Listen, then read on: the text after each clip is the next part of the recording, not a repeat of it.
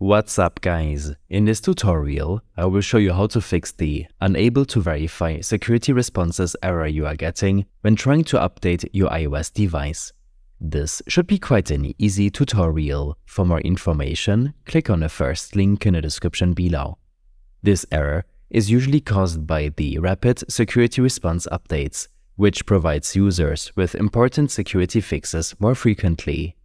First, you should try simply re-downloading the update. The rapid security response update error is usually a temporary problem.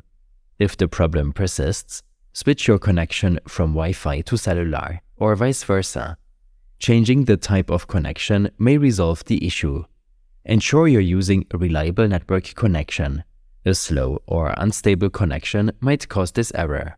You can test your mobile device's network speed by using a speed testing site or application such as Speedtest. You should also disable your VPN connection or proxy, as it might be interfering with the update process. If these troubleshooting steps did not help, then make sure your device's time and date is set correctly. In your iOS settings, navigate to the General section. Here, tap Date and Time, and make sure the Set Automatically option is enabled before re-downloading the update. Next, ensure enough device storage is available on your device. In your iPhone storage settings, make sure to leave enough storage for the update to be downloaded.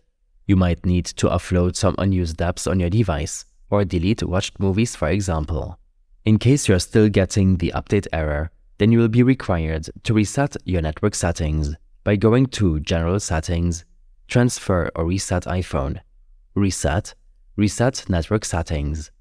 This will erase all your network configurations, so make sure you have your Wi-Fi password handy. It may also remove an existing VPN connection, which you will have to re-add on your iPhone or iPad.